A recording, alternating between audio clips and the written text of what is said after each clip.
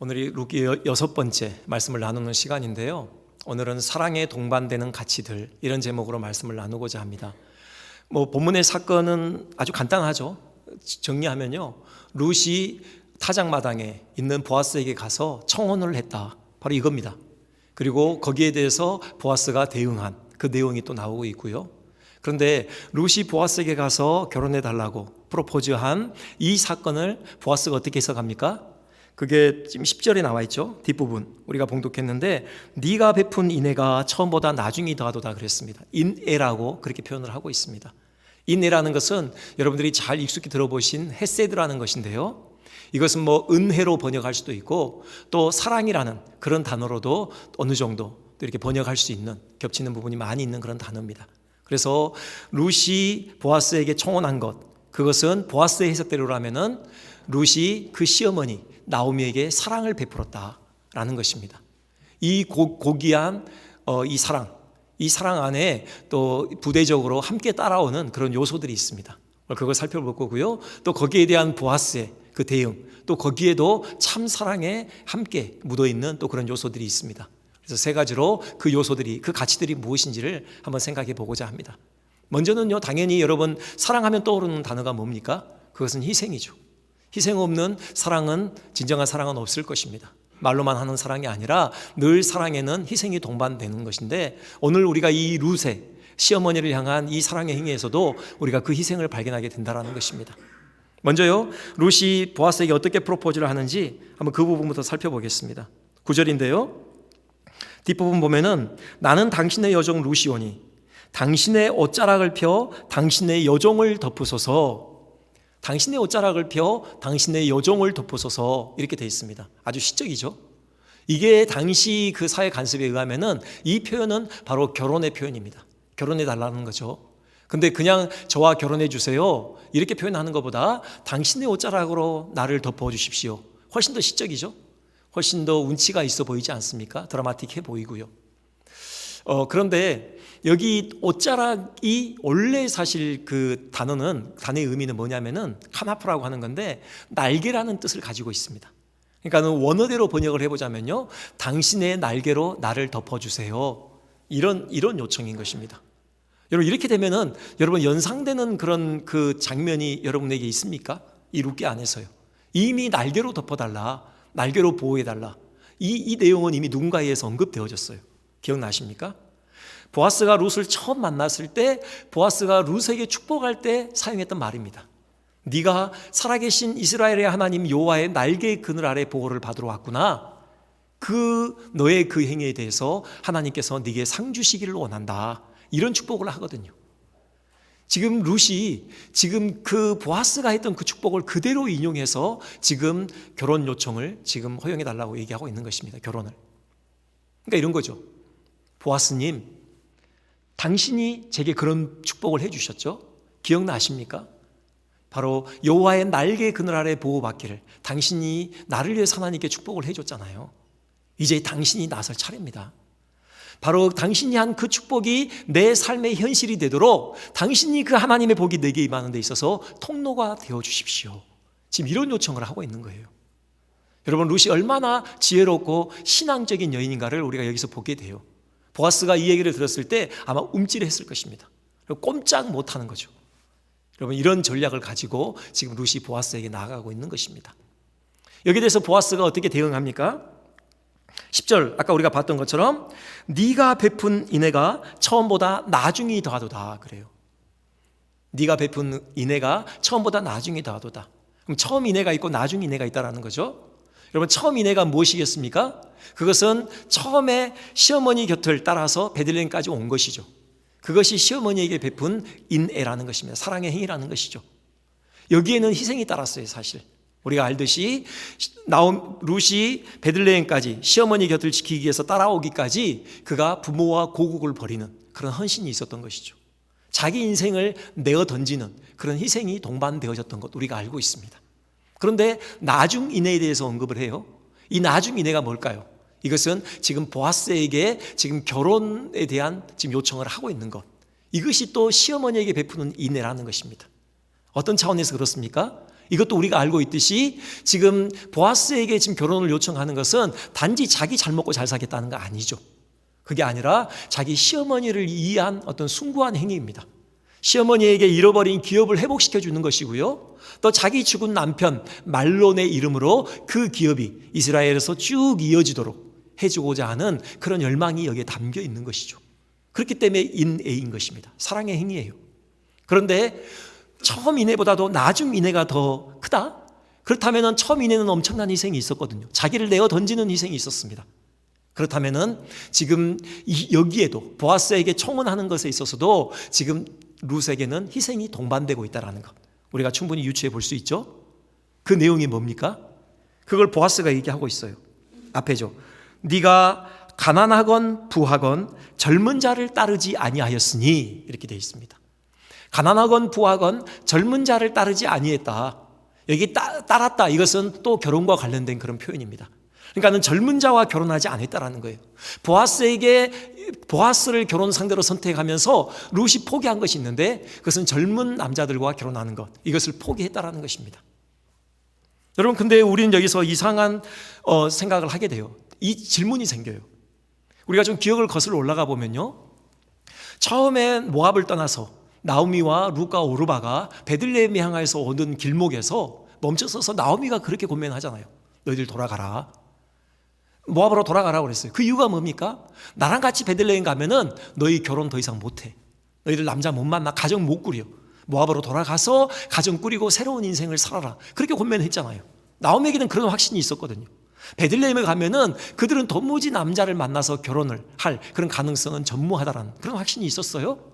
그런데 지금 보아스가 뭐라고 해요? 보아스를 결혼 상대로 선택한 것은 젊은 남자와의 결혼을 포기했다라고 얘기해요. 그 말인즉슨 룻에게 젊은 남자와 결혼할 기회가 있다라는 것을 함의하고 있는 거죠. 이상하죠? 뭐가 바뀌었습니까? 네, 바뀌었습니다. 지금 시간이 2달이 흘렀거든요. 베들레헴에 도착한 지 2달이 흘렀어요. 여러분, 룻이 얼마나 열심히 일했습니까? 그 추수밭에 가서 참 열심히 일을 했잖아요. 그러면서 사람들에게 알려졌겠죠. 룻이라는 존재가요. 사실 룻이 베들레헴의 그 베들레헴 땅에 발을 밟는 것, 그것 자체가 베들레헴에는 빅뉴스감입니다. 왜입니까? 죽은 남편에게 끝까지 충성했잖아요. 시어머니에게 끝까지 충성하기 위해서 엄청난 희생을 치렀잖아요. 그런 효부가 없는 거죠. 이건 빅뉴스감이었습니다. 사람들의 입에 회자되어졌을 것이에요. 베들레헴 사람들, 이스라엘 사람들에게 있어서 믿음의 조상이 누굽니까? 혈통의 조상이기도 아브라함 아닙니까? 그들은 그런 자부심이 있었죠. 아브라함이 믿음의 사람이라는요, 신앙을 위해서 본토 친척 아비 집을 떠나고 가나안 땅으로 왔잖아요. 그런 전설적인 그런 신앙의 행보를 보인 인물이 아브라함입니다. 그런데요, 지금 자기 시대 모압 여인이 그런 전설적인 신앙의 행보를 또 보이고 있는 겁니다. 다들 부끄러웠겠죠. 늘 회자가 됐을 것입니다. 더군다나 2달 동안 룻이 정말 열심히 일하는 겁니다. 정말 일을 잘해요. 성실의 대명사가 된 겁니다. 자, 이 정도면, 그래서 성읍에 룻이 현숙한 여인이다, 이것이 알려졌다고 하는데, 이 정도면 여러분, 사람들이 관심을 갖지 않겠습니까? 결혼할 정년기에 있는 사람들이 아무리 이방 여인이고 과부였지만 그래도 룻에게 호감을 갖지 않겠냐고요. 함께 추수밭에서 일을 했던 그 젊은 남자들, 룻에게 관심을 가지고 늘 그렇게 호소했을 수도 있는 것입니다. 지금 이걸 얘기하고 있는 겁니다. 보아스는 네가 그걸 포기했다, 이것은 엄청난 희생이다.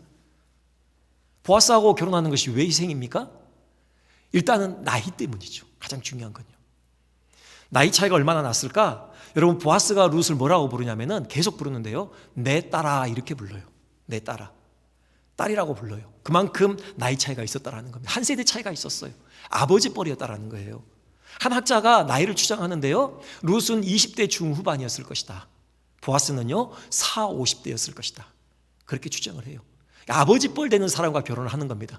여러분, 가장 현실적인 얘기해 볼까요? 그렇게 되면요, 결혼하고 얼마 지나지 않아서 룻은 또 뭐가 돼요? 과부가 될 가능성이 많은 거예요. 여러분, 그런 헌신을 한 겁니다. 그러니까 나오미를 위해서 보아스를 선택한 것은 또 자기를 내던진 거예요.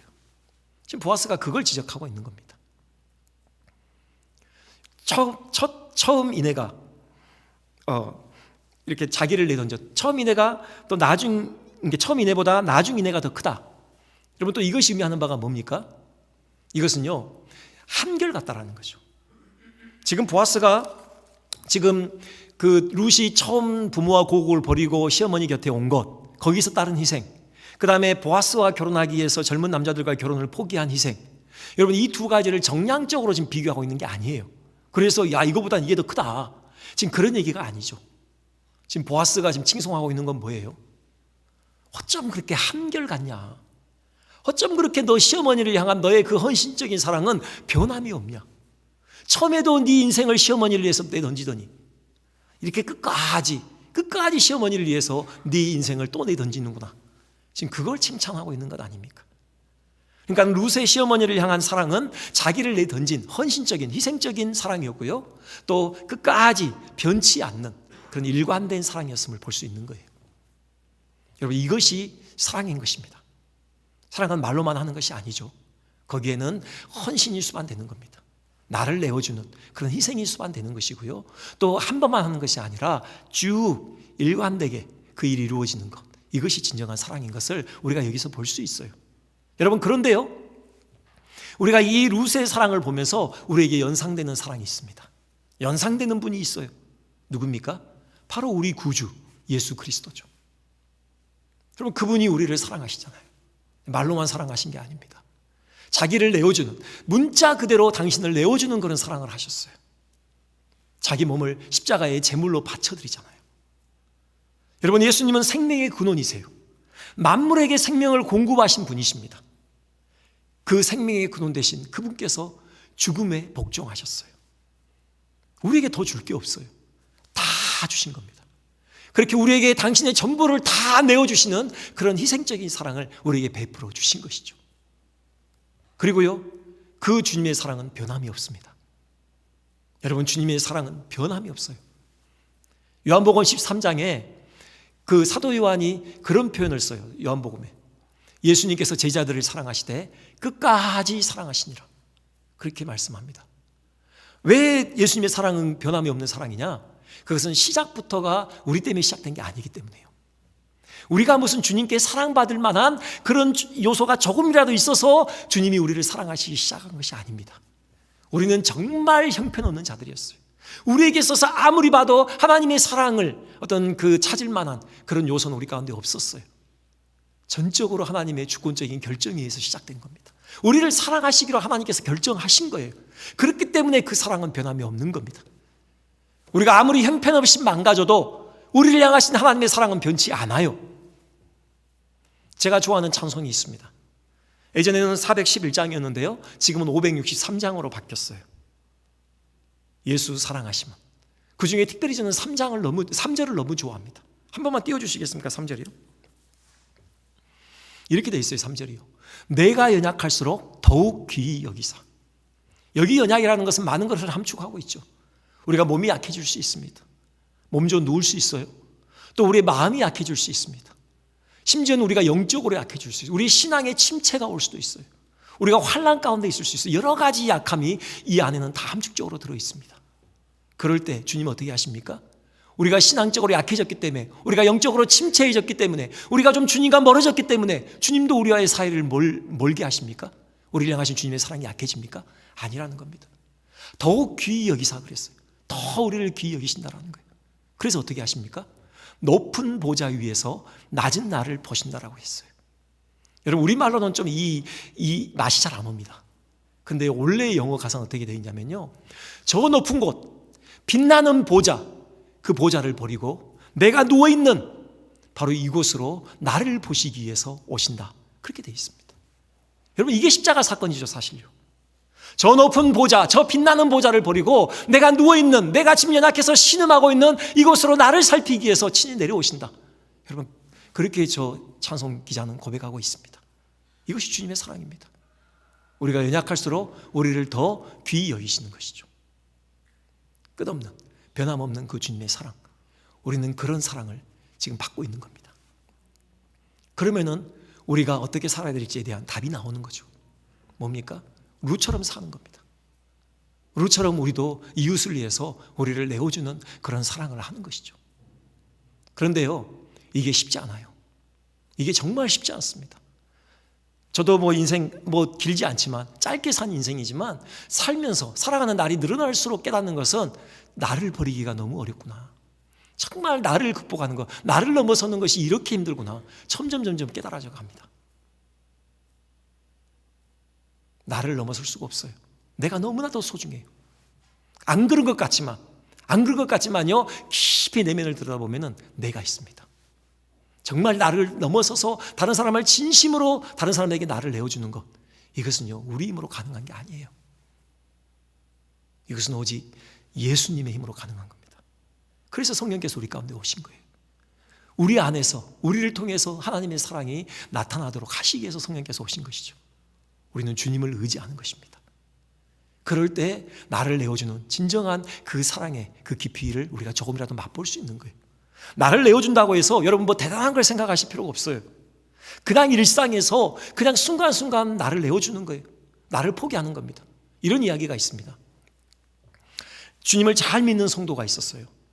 근데 그 옆집에 아주 문제 있는 가정이에요. 그 옆집이 늘 시끄럽습니다. 늘 부부가 싸우고요, 아이들도 너무 소란을 피워요. 동네를 다 골치 아프게 만들어요. 특별히 그 아이들은 이렇게 훔치는 그런 버릇이 있어요. 그런데 부모들이 그걸 그냥 방치하는 겁니다. 그래서 다 동네 사람들이 정말 골치 아파하는 그런 집이에요. 근데 이 성도님 그 집에 그 정원에 이 복숭아 나무가 있어요. 복숭아 나무가 있는데 그 옆집에 그 부엌으로 열려있는 그 창, 그쪽에 이제 복숭아 나무가 심겨져 있었어요. 근데 오래 기다려도 몇 년이 돼도 제대로 열매를 맺지 않아, 이 나무가. 그래서 이 성도님이 그냥 그거 뽑아버리기로 결정을 해요. 그리고 화단을 예쁘게 만들어야 되겠다, 그렇게 생각을 하거든요. 근데 그 옆집에서 그걸 알게 된 거예요. 그래서 와서 부탁을 합니다. 나무 뽑지 말라고. 왜요? 그 집의 부엌이 좀 평평하고 지붕이 낮거든요. 그 나무 때문에 그늘이 만들어져서 시원하지, 그 나무 뽑아버리면 너무 더워요. 그래서 좀 뽑지 말라는 거예요. 여러분이라면 이럴 때 어떻게 하시겠습니까? 속으로 잘 됐다, 너 한번 당해봐라. 여러분 이러시겠습니까? 이 성도님은 그렇게 안 했다는 거예요. 그의 청을 들어줬다는 겁니다. 악을 선으로 갚은 거죠. 그런데 다음 해에 그 나무에 달콤한 향내를 풍기는 복숭아 열매가 열렸대요. 많이 열렸대요. 자기들도 먹었고 이웃에게 나눠주기까지 했다는 것입니다. 희생했다고 생각했는데 오히려 큰 유익을 보상으로 얻게 됐다, 그런 간증을 했습니다. 여러분 이겁니다. 우리 일상에서 부딪히는 문제에 있어서 그 순간 나를 내려놓는 거예요. 나를 내어주는 겁니다. 대단한 게 아니에요. 그것이 바로 우리 주님이 걸어가신, 또 주님께서 우리에게 베풀어 주신 바로 그 사랑에 부응하는 길이고, 또 주님을 조금이라도 우리가 흉내낼 수 있는 그런 길인 거죠. 여러분 두 번째 생각하겠습니다. 두 번째 사랑에 동반되는 가치, 우리가 여기서 겸손이라는 가치를 볼 수 있습니다. 한번 다시 그 장면으로 넘어가서요, 이 성경으로요. 이제 좀 시간이 많이 흘러요. 그러니까는 룻이 보아스의 타작마당, 그 보아스가 누워 있는 곳 발치이불을 들고 그 발 아래 누웠죠. 시간이 좀 흘렀습니다. 밤중이 됐다고 그랬어요. 근데 보아스가 자다가 뭔가 걸리적거린 게 있는 거죠. 아니면은 발치 이불을 들었기 때문에 한기를 느꼈을 수도 있어요. 그래서 깬 거죠.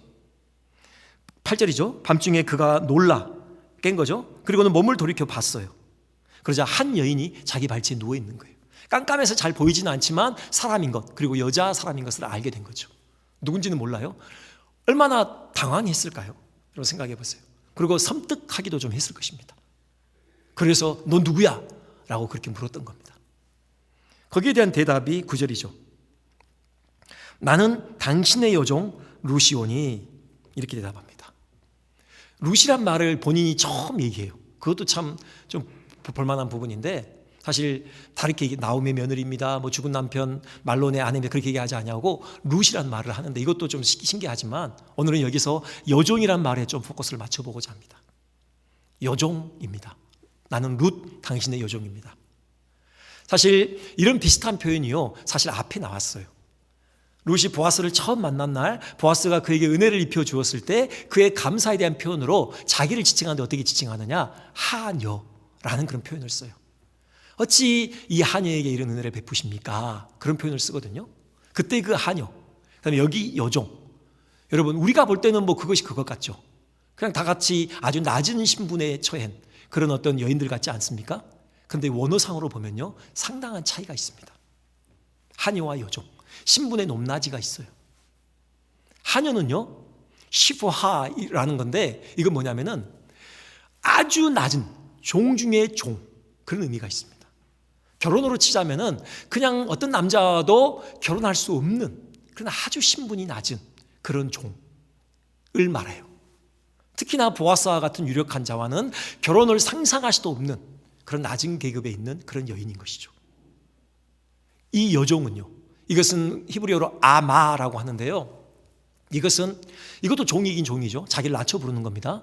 하지만요, 결혼이 가능해요. 유대 남자와 결혼을 할 수 있는 그런 자격을 갖춘 여인입니다. 지금 룻은요, 보아스 앞에서 자기를 더 이상 하녀라고 부르지 않아요. 이 자리가 무슨 자리입니까? 보아스에게 청혼하러 온 거예요. 그렇기 때문에 자기를 어떻게 불러요? 자기를 여종이라고 불러요. 나는 당신에게 청혼을 할 수 있는, 당신과 결혼할 수 있는 자격을 갖추고 있는 여인입니다. 겸손하게, 하지만 당당하게 자기를 그렇게 표현하는 것입니다. 여러분, 저는 이것이 겸손이라고 생각해요. 만약에 룻이요, 여전히 자기를 하녀라고 생각하고 한없이 자기를 낮춰서 나는 당신과 도무지 결혼할 수 없는 사람입니다 하고 그냥 그렇게 주저앉아 있다면, 여러분, 이것은 진정한 의미에서 겸손이 아닙니다. 겸손은 그냥 나는 아무것도 못합니다, 나는 할 수 있는 게 아무것도 없습니다 하고 늘 뒤로 물러서는 것, 여러분, 이것이 성경이 말하는 겸손이 아니에요. 나서야 될 때는 당당하게 나서는 바로 그런 태도, 이것이 어떤 면에서는 겸손인 것이에요. 룻은 지금 보아스와 결혼해야 합니다. 지금 시어머니의 잃어버린 기업을 회복시켜줘야 되고 그 가문을 이렇게 세워야 하는 거예요. 그렇기 때문에 자기를 뭐라고 불러요? 나는 당신에게 청혼을 할 수 있는 자격을 갖춘 바로 아마입니다. 이렇게 표현을 하는 겁니다. 우리는 가끔 착각을 해요. 아까 말씀드렸듯이 나는 아무것도 못합니다 라고 주저앉아 있는 것, 야, 참 겸손하다, 우리는 그렇게 평가할 때가 있어요. 하나님이 보실 때는 평가가 다를 겁니다. 물론 우리가 하나님 앞에서는 그런 태도를 취해야 됩니다. 하나님, 저는 아무것도 할 수 없는 정말 무력한 존재입니다. 그 말은 무슨 말입니까? 하나님, 제게 은혜를 주셔야지만 살 수 있는 자입니다. 이런 태도는 우리에게 늘 필요합니다. 그건 너무나도 정당하고 하나님께서 기뻐하시는 태도입니다. 근데 그 이면에는 뭐가 있습니까? 하나님께서 은혜를 주시면 이제 내가 할 수 있다라는 자신감이 있는 겁니다. 내 힘으로도 안 되지만 하나님께서 내게 은혜 주시면 그 은혜 가지고 나는 얼마든지 할 수 있습니다 라는 그런 고백이기도 한 것입니다. 여전히 나는 못합니다, 이건요, 교만이에요. 어떤 면에서요? 감히 하나님의 일을 자기 힘으로 할 수 있는 것처럼 생각하는 교만입니다. 하나님 보실 때는 말이 안 되는 거예요. 하나님의 일을 우리 힘으로 한다고요? 하나님 보실 때는 말이 안 되는 거예요.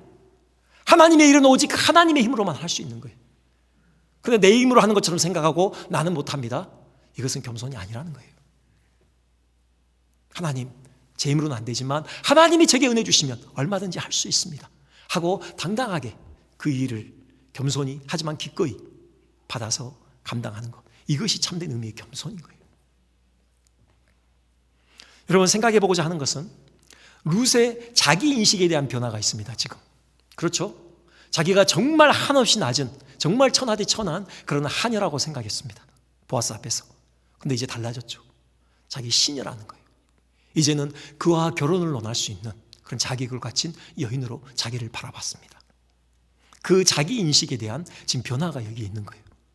그럼 우리가 생각할 것은 이 변화의 동기가 무엇일까 하는 겁니다.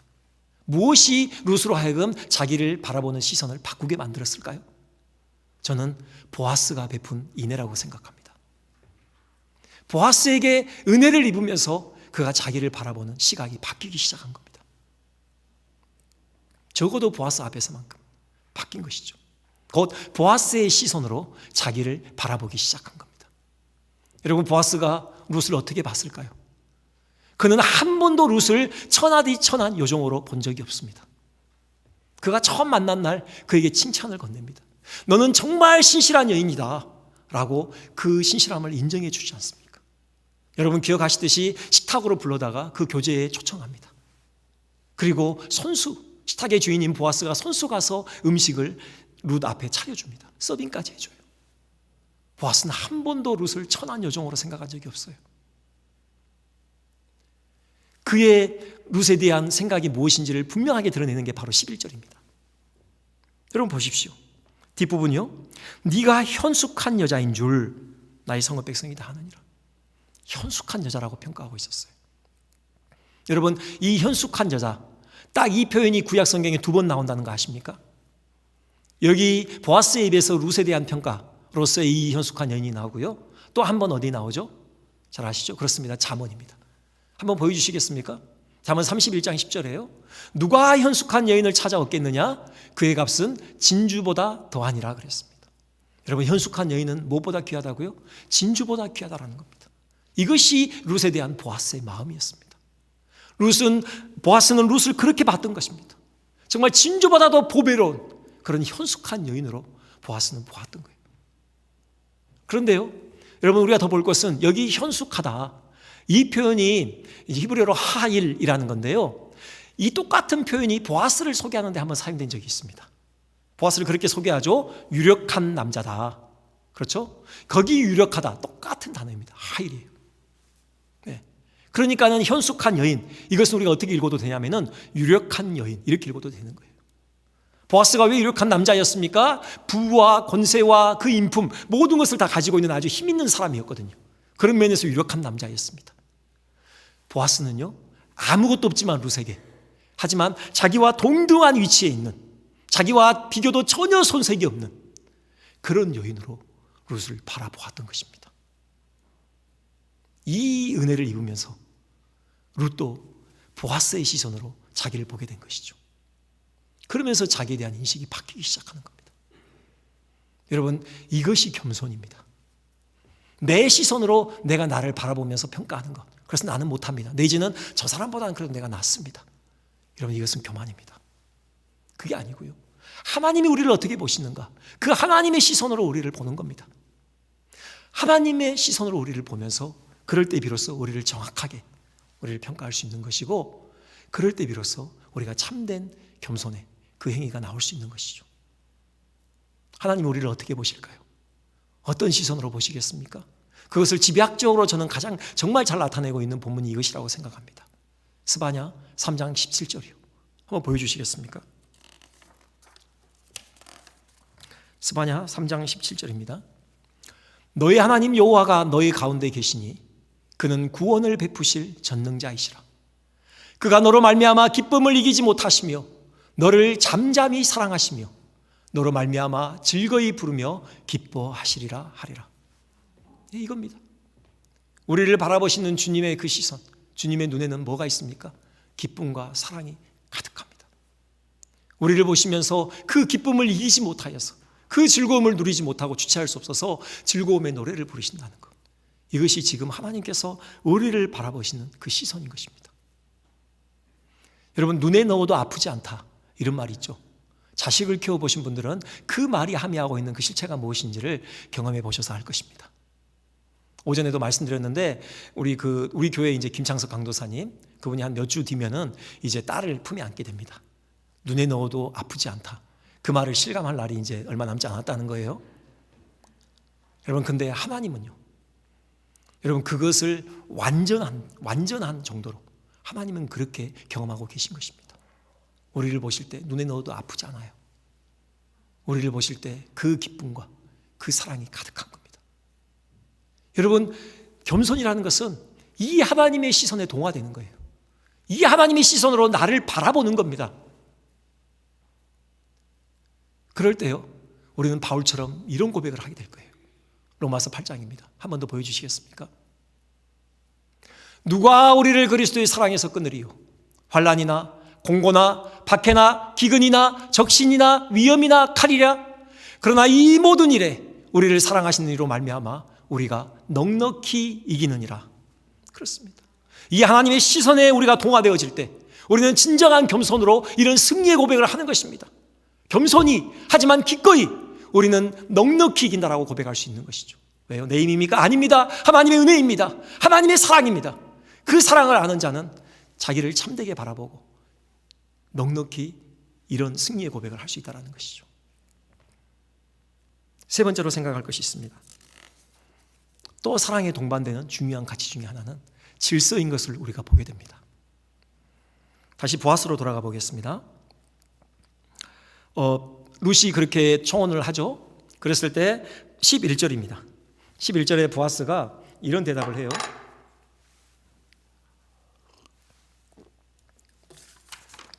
내 딸아 두려워하지 말라. 내가 네 말대로 네게 다 행하리라 그럽니다. 네 말대로 네게 다 행하리라. 무슨 말입니까? 그 청혼을 받아들이겠다라는 거죠. 룻이 지금 요청한 그 안에 담겨있는 내용을 다 이해했고 그대로 해주겠다라는 겁니다. 여러분, 룻이 이 말을 들었을 때, 그의 귓가에 보아스의 이 말이 떨어졌을 때, 여러분, 룻이 얼마나 해방감을 누렸을까요? 그 가녀린 어깨에 얼마나 많은 짐이 지워져 있었습니까? 보아스가 내가 네 말대로 행하겠다, 이 말을 들었을 때 그 짐이 벗겨지고 그는 진정한 의미에서 해방감을 아마 누렸을 것입니다. 근데 이것으로 끝이 아니에요. 보아스가 말을 이어갑니다. 근데요, 심상치 않아요. 말을 더듬기 시작합니다. 12절인데요. 참으로 나는 기업을 물을 자이나 그래요. 우리말로는 아주 깔끔하게 번역이 돼 있어요. 참으로 나는 기업을 물을 자이다. 근데요, 이게 원어에는 그렇게 안 돼 있습니다. 불필요한 단어가 반복돼 있어요. 무슨 말이냐? 보아스가 더듬었다라는 거예요. 그래서 한 학자가 그걸 원문 그대로 번역하는데 이렇게 번역했습니다. 그러니까 이제 정말로 참으로 그러니까 내가 기업 물을 자가 맞는데, 지금 이렇게 얘기한 겁니다. 보아스가. 여러분, 그 심정이 느껴지십니까? 얼마나 죄송했겠습니까? 얼마나 조심스러웠겠습니까? 근데 어쩔 수 없이 이 얘기를 해야 되는 거예요. 그래, 내가 기업 물을 자는 맞다. 그런데 지금 이 얘기를 하는 겁니다. 룻이 갑자기 불안감이 이렇게 엄습해 왔겠죠. 근데 아니나 다를까 그 다음에 뭐라고 얘기해요? 기업 물을 자로서 나보다 더 가까운 사람이 있으니 그럽니다. 청천벽력과 같은 그런 얘기 아닙니까? 내가 네 말대로 다 행하겠다, 안심시켜줬잖아요. 이제 해방감을 누렸다고요. 그런데 이게 무슨 말입니까? 자기보다 더 앞서서 기업 물을 권리를 가지고 있는 그 사람이 있다는 겁니다. 그게 뭐예요? 그 사람에게 책임을 떠넘기겠다는 거 아닙니까? 지금 뭐야, 해주겠다면서 막상 하려니까 부담이 된 거야? 그래서 그 사람의 존재를 쓱 얘기하면서 그 사람에게 슬며시 떠넘기는 거야? 룻은 순간적으로 이런 어떤 서운한 마음이 들었을 수도 있어요. 보아스가 이 마음을 알았는지 13절에 그런 긴 말을 하고 있는 겁니다. 있잖아, 오늘 밤이 지나면은 내가 내일 아침 바로 움직일 거야. 그 나보다 앞서서 기업 물을 권리를 가지고 있는 그 사람 만날 거고 그 사람에게 이 얘기할 거야. 그 사람이 그 책임을 받아들인다면은 뭐 그건 좋은 거고, 하지만 그 책임을 이행하지 않으면은 그때는 내가 할 거야. 지금 이런 얘기를 하는 거예요. 그러면서 뭐라고 해요? 여호와께서 살아계심을 두고 맹세하노니 내가 기업 물을 자의 책임을 네게 이행하리라. 이렇게 얘기합니다. 하나님의 살아계심을 두고 맹세한다. 이것은 자기 저주의 맹세입니다. 무슨 말이에요? 내가 이 책임을 이행하지 않으면 하나님께서 나에게 저주를 내리실 것이다. 그 정도로 자기의 결혼한 의지를 지금 룻에게 보여주고 있는 것입니다. 이것으로 끝이 아니에요. 룻이 이제 돌아가는데 어떻게 합니까? 겉옷을 피라고 그러죠. 그러면서 보리를 데워줍니다. 6번이나 데워줘요. 학자들이 이 양이 얼마나 될까 논의를 해요. 근데 답은 간단합니다. 뭡니까? 룻이 그날 밤에 짊어지고 갈 수 있는 최대한 많은 양을 짊어져 준 거예요. 네, 그런 거죠. 더 많이 짊어질 수는 없고 그렇게 6번을 데워줬던 겁니다. 그게 어떤 의미입니까? 17절에 나오죠. 이르되 그가 내게 이 보리를 6번 데워주며 이르기를 빈손으로 내 시어머니에게 가지 말라 하더이다 하니라. 그렇습니다. 여러분, 이게 무슨 의미입니까? 지금 프로포즈를 룻이 했잖아요. 그 프로포즈를 받았습니다.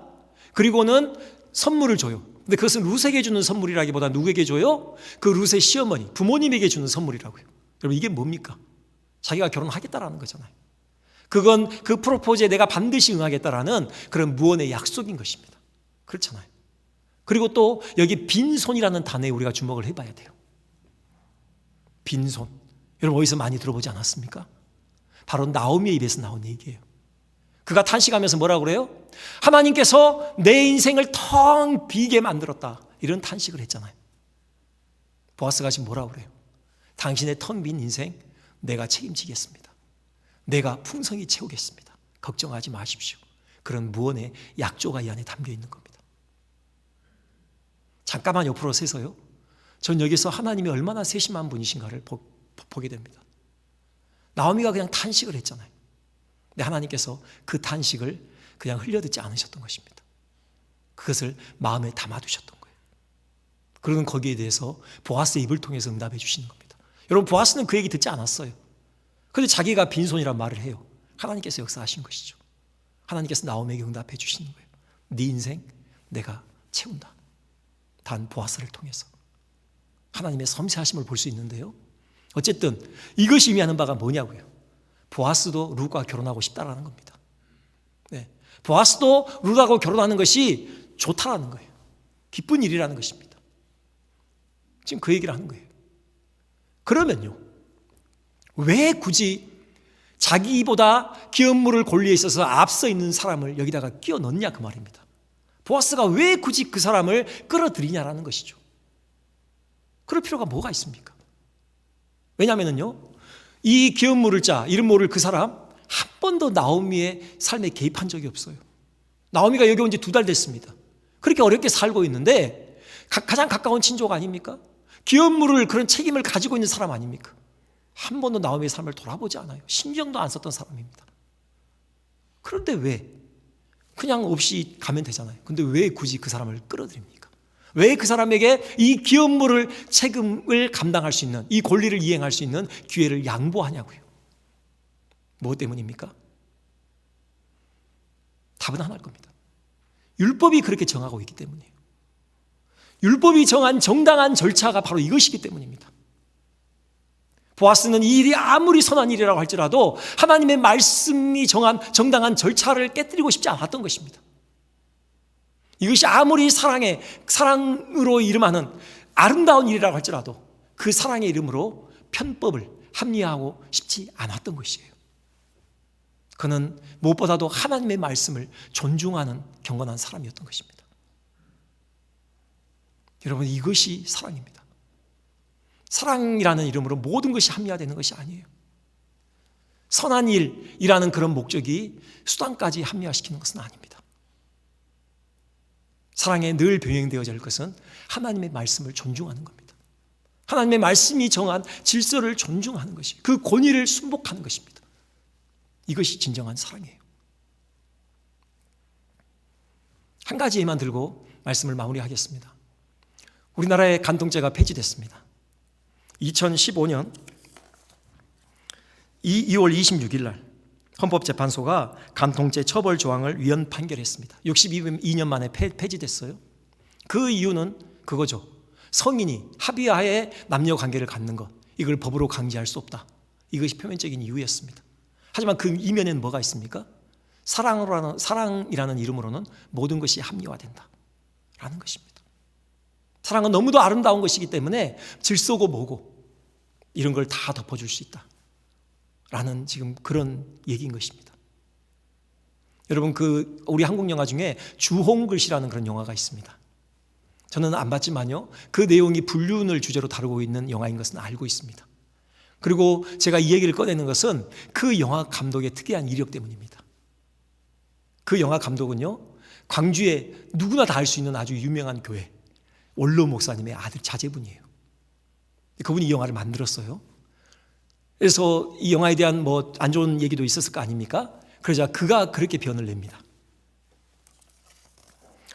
불륜은 희생이 강요된 사랑이므로 이를 각오하고서라도 해보겠다면 이보다 더 진실한 사랑이 있겠는가? 여러분, 원로 목사님의 아들이 이런 말씀을 했다. 믿겨지지 않죠? 다시 한번 읽어보겠습니다. 불륜은 희생이 강요된 사랑이므로 이 희생을 각오하고서라도 해보겠다면 이보다 더 진실한 사랑이 있겠는가? 말이 안 되는 얘기입니다. 사랑이라는 이름으로 편법, 불법, 그다음에 질서를 깨뜨리는 것, 이거 용인돼서는 안 되는 것입니다. 하나님의 법을 존중하는 것, 하나님의 법이 정한 그 질서를 존중하는 것, 그럴 때 비로소 그 사랑은 진가를 드러내는 것이고 더욱 빛나는 것입니다. 말씀을 정리하겠습니다. 이내의 사람들, 룻과 보아스를 통해 우리는 사랑에 동반되는 소중한 가치를 만나게 됩니다. 사랑은 언제나 나를 내어주는 희생이 동반됩니다. 또 사랑 안에서 우리는 참된 자기인식으로서의 겸손을 배우게 됩니다. 그리고 사랑은 하나님의 말씀이 정한 질서를 존중할 때 더욱 빛이 나는 것입니다. 우리 이런 사랑하시기를 주님의 이름으로 축원드립니다.